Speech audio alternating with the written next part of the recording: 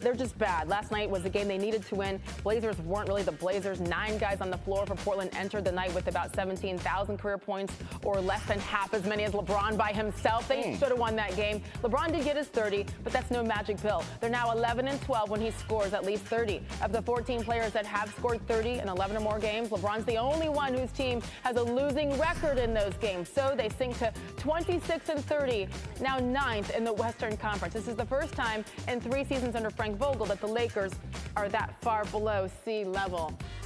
I mean, we already thought it was bad.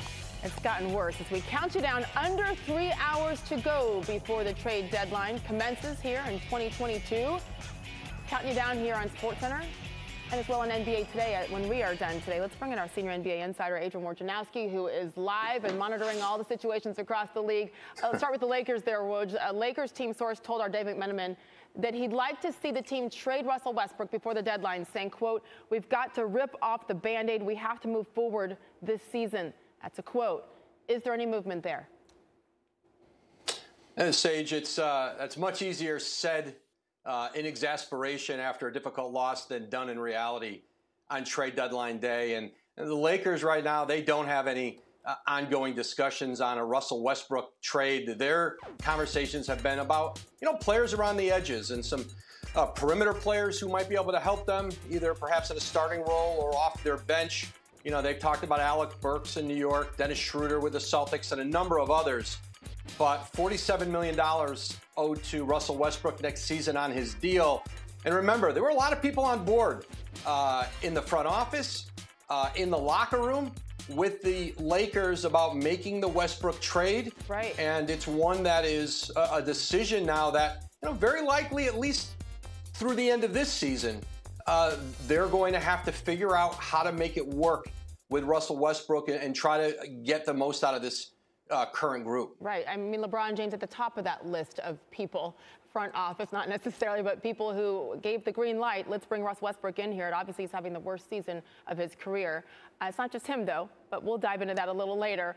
We've seen some moves to this point, Woj, involving a handful of teams, but nothing blockbuster that could change the landscape of the NBA, not yet. However, if James Harden has moved from Brooklyn, that would change things. What's the latest with this James Harden situation, Woj? Sage, James Harden wants a trade to the 76ers today, I'm told.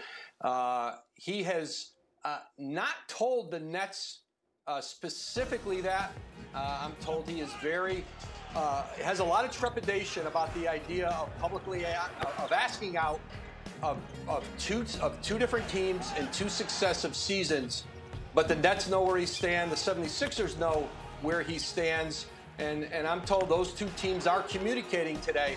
They've got until 3 o'clock to see if there's a deal to be made that would certainly be centered around James Harden and Ben Simmons. I think Brooklyn would need more, maybe significantly more than Ben Simmons to do a deal. But we're within 3 hours now of the trade deadline. I do know there's been contact between those 2 teams today. I expect there will be more. But it's a risk-reward for each team. Yeah. Do the Nets risk losing him in free agency this summer?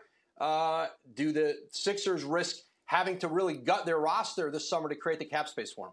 It's hard to believe it's been just a couple weeks, over a year, since he got his way after requesting and demanding a trade out of Houston. And here we are again as he's having arguably one of the worst seasons of his career. We heard within the last couple minutes, Woj, there was some phone ringing going on, a trade involving the defending champs from Milwaukee. What can you tell us about the Bucks? Yeah, I'm told that the Bucks, they have traded in a 4-team deal. The Bucks are sending Dante DiVincenzo to the Sacramento Kings. In the deal, the Bucks get back Serge Ibaka from the Clippers. Those are the headliners in that deal. Marvin Bagley Jr., former 2nd overall pick in the draft, he goes from the Kings to the Pistons in this deal. So some more size for the defending champions in Serge Ibaka, and a player that kind of gives them a little bit of an insurance policy as they wait to see how Brook Lopez is going to recover on their front line from an injury this season. But how about the Thanks for watching ESPN on YouTube. For live streaming, sports, and premium content, subscribe to ESPN+.